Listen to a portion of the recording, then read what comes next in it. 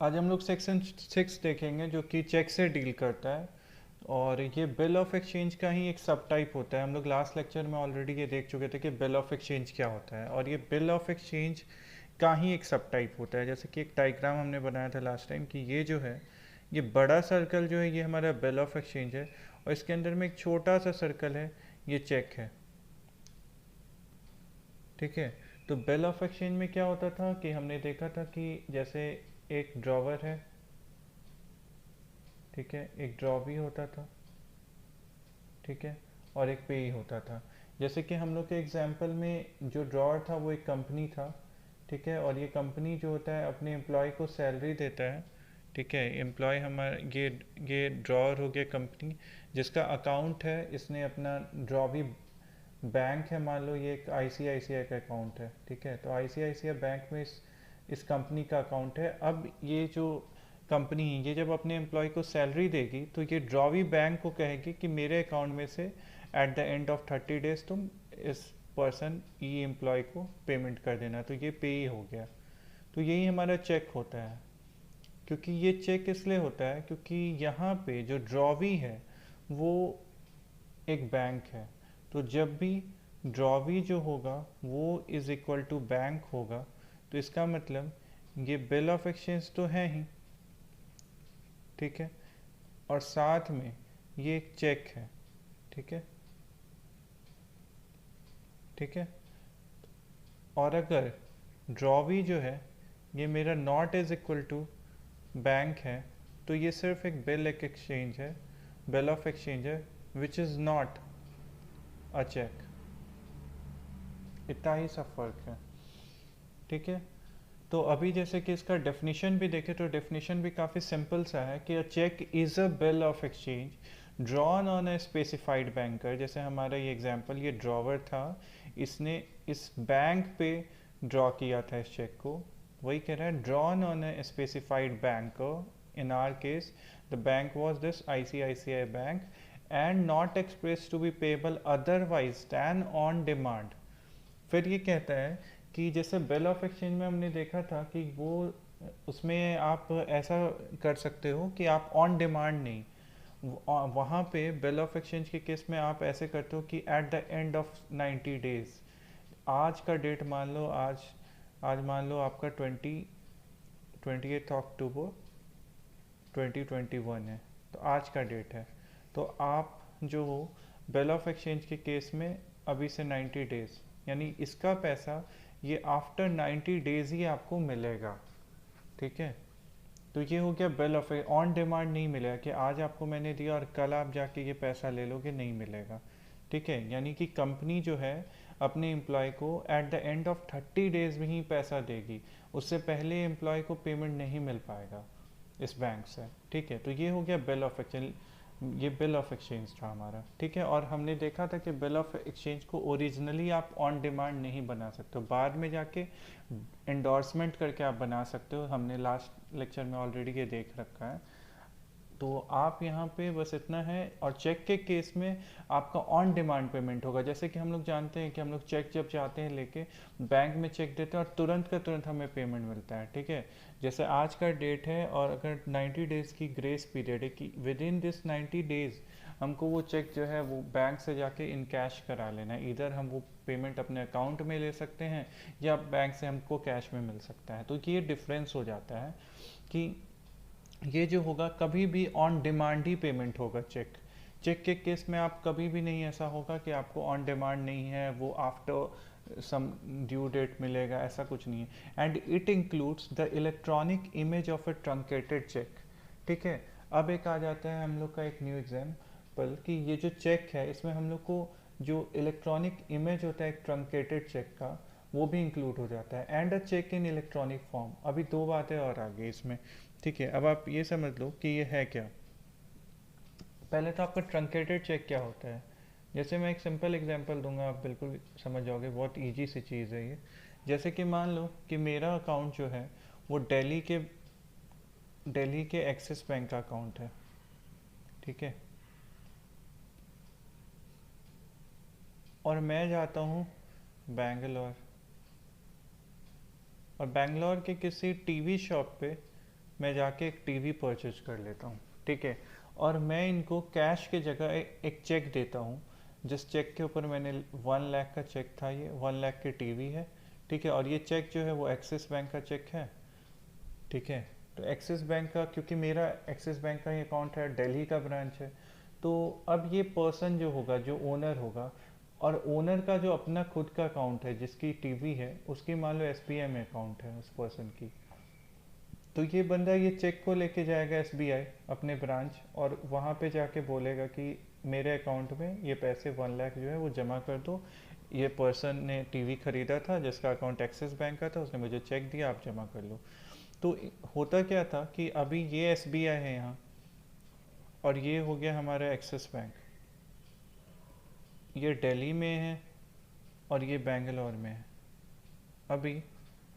और सिस्टम क्या होता था कि पहले ये जो चेक होता था, इसको कुरियर से भेज दिया जाता था एक्सिस बैंक दिल्ली को, कि देख लो भैया ये आपकी ही चेक है ना, ये बंदा जो है आपके यहाँ का है, अकाउंट होल्डर है, क्या इसके अकाउंट में इतने पैसे हैं, ये जेन्युइन है या नहीं है। फिर यहाँ से ये लोग रिवर्ट करते थे इनको, उसके बाद जाके एसबीआई वाले को ये पैसा मिलता था, और ये पैसा एक्सिस वाले रिलीज करते थे अपने यहाँ से। तो इसमें काफ़ी वक्त लग जाता था सेटलमेंट में। अभी आ गया ट्रंकेटेड चेक का सिस्टम। अब के सिस्टम में क्या है कि एसबीआई वाले जो हैं वो कुछ भी ऐसा नहीं करेंगे कि यहाँ पे फिजिकली नहीं ट्रांसफ़र करेंगे, वो यहाँ पे रेदर देन फिजिकली सेंड करने के, वो यहाँ पे इसका एक स्कैंड कॉपी ले लेंगे इस चेक का, और स्कैंड कॉपी इसको भेज देंगे दिल्ली के एक्सिस बैंक को, और ये यहाँ से कंफर्मेशन यहाँ से एसबीआई को भेज देंगे, और यहाँ पे सेटलमेंट बहुत क्विक हो जाएगा।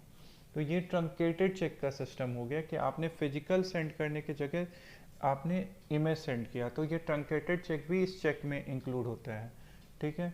और तीसरा सिस्टम है जो आपका इलेक्ट्रॉनिक फॉर्म में। इलेक्ट्रॉनिक फॉर्म का मतलब कि पेपर फॉर्मेट की बात ही नहीं होगी, जैसे यहाँ पे भी आपका पेपर फॉर्म में एग्जिट्स कर रहा था, उसके बाद उसको स्कैन करके हमने भेजा, यहाँ पे सब कुछ इलेक्ट्रॉनिकली होगी, ठीक है। एक सिस्टम होगा जिसमें कि एग्जैक्ट मिरर इमेज जैसा आपको चेक दिखता है वैसा ही वो सिस्टम में दिखेगा, वहाँ पे आपको साइन करना पड़ता है, और सिग्नेचर भी वहाँ पे आपका डिजिटल सिग्नेचर होता है।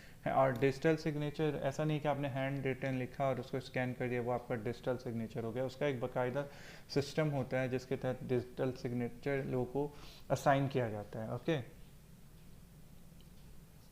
तो अभी ये यही जो डिफिनीशन था ये बहुत सिंपल था कि चेक जो हो गया वो आपका बिल ऑफ एक्सचेंज है, जो कि एक स्पेसिफाइड बैंकर पे ड्रॉ किया जाएगा जैसे आईसीआईसीआई पे, and not express to be payable otherwise than on demand. हमने देख लिया कि ये जब भी होगा ऑन डिमांड होगा। अगर अभी आपको चेक दिया मैंने कि आप पैसा निकाल लो मेरे अकाउंट से इतना, मैं आपको पेमेंट कर रहा हूँ, तो अभी के अभी आप वो पेमेंट ले सकते हो, ऐसा नहीं कि 90 डेज़ के बाद आपको मिलेगा या 10 डेज या जो भी है। एंड और उसके and it includes the electronic image of a truncated cheque and a cheque in the electronic form, ये हम लोग ऑलरेडी देख चुके हैं, ठीक है। अब बात आती है जो मैं पहले आपको बता रहा था कि चेक जो होता है जैसे कितने कितने टाइप का हो सकता है, जैसे मैंने बिल ऑफ एक्सचेंज में भी आपको बताया था कि बिल ऑफ एक्सचेंज में आप इंडोर्समेंट कर सकते हो। अभी इंडोर्समेंट से भी रिलेटेड हम लोग चीज़ें नहीं देख रहे हैं, तो वो हम लोग इसी वीडियो में कवर कर लेंगे। पहले तो आप बेसिक डिफरेंसेस जान लो, जैसे कि चेक जो होगा वो हमेशा बैंकर पे ही ड्रॉ होगा, लेकिन बिल जो होता है बिल ऑफ एक्सचेंज वो बैंकर पे भी ड्रॉ कर सकते हैं और किसी पर्सन पे भी, ठीक है, ये हम लोग ऑलरेडी देख चुके हैं, ठीक है। और ये भी देख लिया कि ऑन डिमांड हो सकता है, और बिल जो हो सकता है वो ऑन डिमांड भी हो सकता है या फिर कुछ डेज के बाद भी आपको मिल सकता है, ठीक है। अब जो होता है जो बेसिकली जो हम लोग एंडोर्समेंट से रिलेटेड चीज़ें अंडरस्टैंड करनी है वो भी आगे देखते हैं हम लोग। जैसे आप देख लो कि बियरर चेक क्या होता है। बियरर चेक का मतलब होता है कि जिसके पास भी ये चेक है वो पर्सन जो है वो अगर बैंक गया तो उसको वो मिल जाए। जैसे इस केस में मान लो कि सिंपल आप जानो कि ए है एक पर्सन, और ये this person wants to transfer some कुछ भी सम ले लो आप 10,000 या 1 लाख ले लो, ठीक है। 1 लाख सम जो है he wants to transfer it to B, ठीक है। तो अब ये कैसे करेगा, तो ये आई मान लो इस पर्सन का अकाउंट जो है, ठीक है, वो आईसीआईसीआई बैंक में है, ठीक है। तो आईसीआईसीआई बैंक क्या हो जाएगा यहाँ पे ड्रॉवी हो जाएगा, ठीक है। तो ये पर्सन कौन होगा, ये ड्रॉवर है हमारा, ठीक है। और यहाँ बीच में एक इंटरफेस आ गया हमारा बैंक, जो कि ट्रांसफ़र को पॉसिबल बना रहा है, और ये हो गया हमारा पे, ठीक है।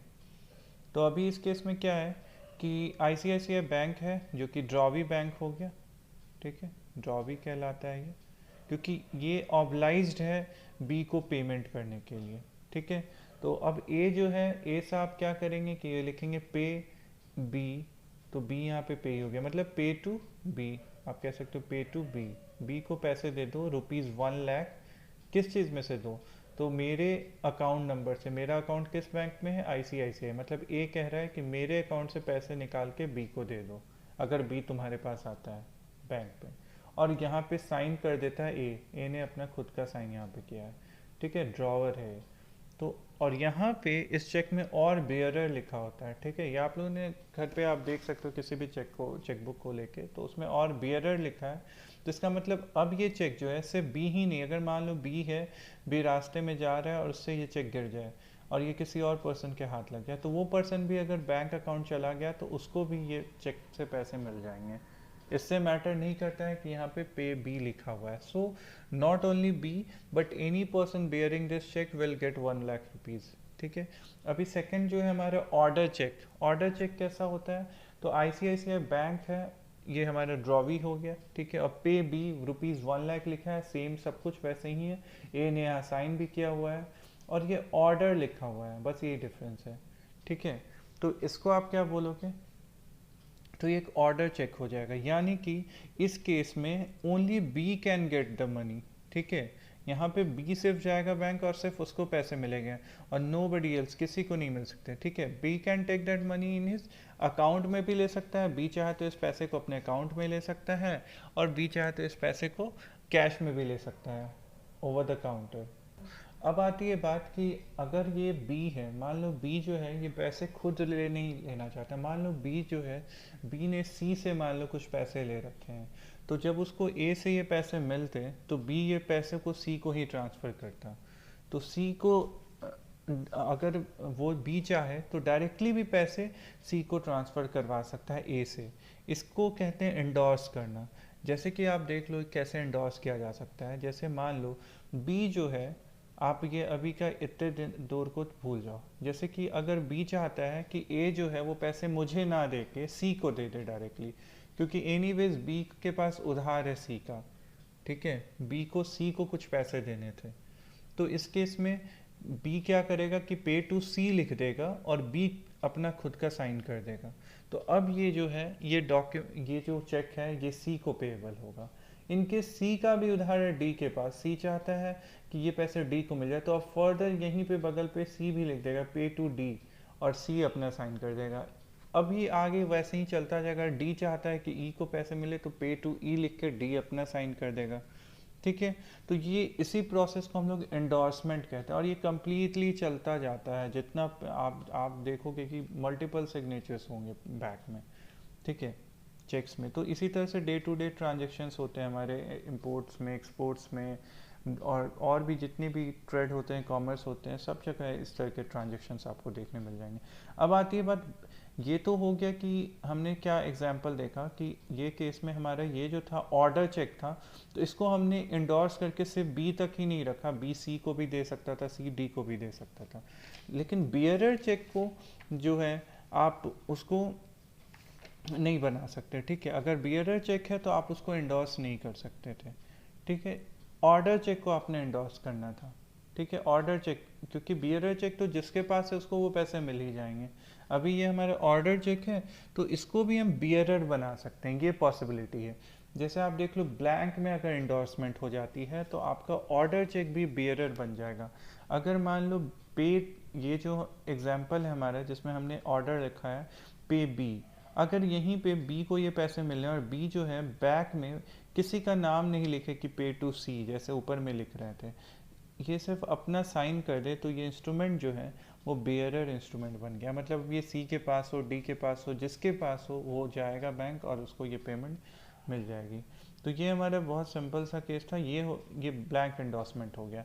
अब हमने देखा कि चेक का जो पेमेंट होता है वो दो तरह से हो सकता है, या तो आप चेक लेके जाओ बैंक वाला आपको कैश दे देगा 1 लाख रुपीज़, या तो फिर आप बोलो कि नहीं इसको मेरे अकाउंट में चाहिए, तो अकाउंट नंबर वो चेक पे ऑलरेडी बैक में लिख देगा, ए ने ही लिख देना होता है, ठीक है, वो ए लिख के ही देगा कि ये बी के अकाउंट में जाना चाहिए, तो उसको हम लोग बोलते हैं अकाउंट पेई चेक।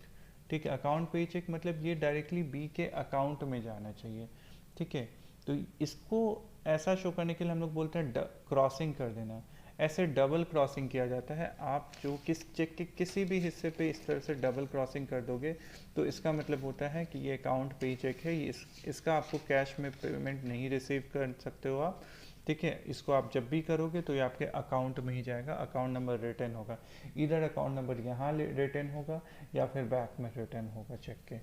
ठीक है, तो ये हमारा चेक का, और भी चेक के सब टाइप्स हैं लेकिन ये मोस्ट इम्पॉर्टेंट है जिससे कि आपको एनआईएक्स बिल्कुल समझ में आ जाएगा।